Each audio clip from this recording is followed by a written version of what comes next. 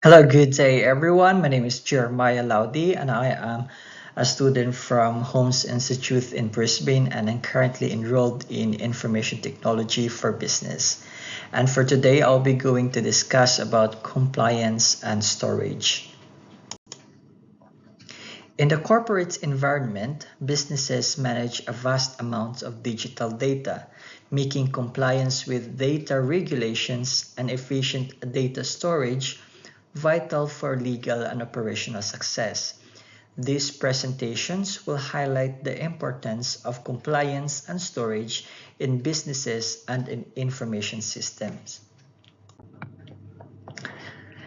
Let's go with the compliance overview. Compliance ensures that the data management practices and adhere to the organization's standards, rules, policy, and law for the protection of the data. It is also to avoid legal problem, to maintain companies' integrity and consumers' trust, which is very important in a business industry. Here are the three key principles of compliance. First, we have the data security. Under data security, we have encryption, access controls, and audits. In encryption, it converts data into a secure code to protect it from unauthorized access requiring a key for decryption. One of a common element which is known by everyone is password, which is very important in a data security. Next is access control. It limits who can access the data and what actions they can take based on user rules or policies. The last one is audits, which tracks and records data access and actions to detect unauthorized use and ensures compliance with security policies. The next principle is the data integrity, which has two most important elements: accuracy and consistency. Accuracy, it ensures that the data is correct, precise, and reflect the real-world value of information it represents. While consistency, it guarantees that the data remains uniform and reliable across all systems and databases without contradictions or errors. The last principle is the access control, which uses role-based permissions. It assigns access rights and privileges based on the user's role within an organization, ensuring that the individuals can only access data or perform actions relevant to their responsibilities. Now, let's go with the storage overview. So what is storage? Storage, it involves managing large volume of data efficiently by organizing, storing, and retrieving information through systems like databases, data warehouses, or cloud platforms. It is to ensure accessibility, scalability, and of course, security. Here are the three key principles in storage. First, we have data warehousing, which collects and stores large volume of historical data from various sources to support analysis and decision-making processes, enabling a better business insight. The second principle is the backup and redundancy, or which also known as, in layman's term, as a backup files. It is to create copies of data and implement duplicate systems to prevent data loss and ensures continuous operations in case of failures or disaster. The last element is scalability, which ensures that the storage systems can expand seamlessly to accommodate growing data volumes and business needs without compromising performance or efficiency. Now let's go with the different types of storage. First is the primary storage, in which the data are cleared when the system is powered off.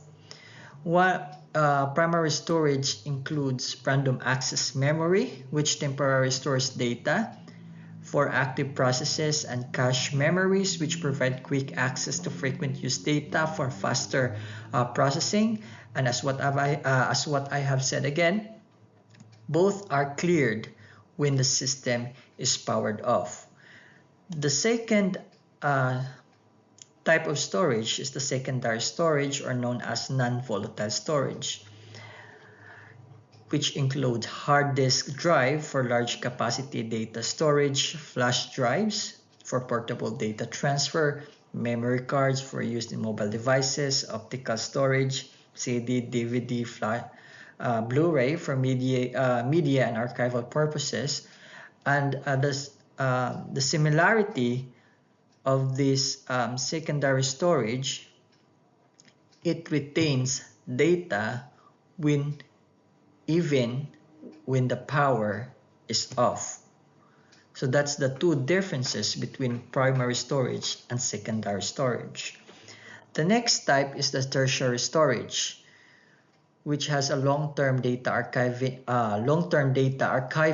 and backup systems, often using slower methods like magnetic tape storage, which offers high capacity at low cost. Image are from Google 2024. Next is cloud storage, which is very familiar to us. So for example, when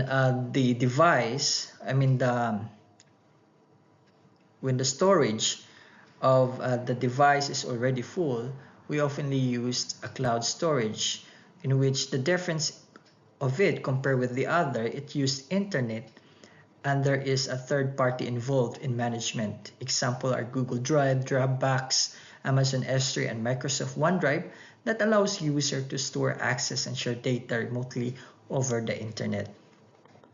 Next is network attached storage, or NAS, in which storage solutions ideal for home or small business environments, enabling users to share and access files over a local network. The difference between NAS and cloud storage is share data remotely over internet, while NAS only over a local network. Image is from Google Image 2024.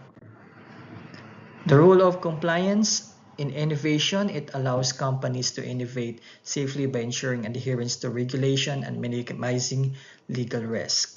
Risk management, it prevents data breaches and maintains data integrity, which are essential for fostering a secure environment conducive for innovation. While storage as a foundation for innovation, data warehousing are essential for analyzing historical data to inform strategic decisions.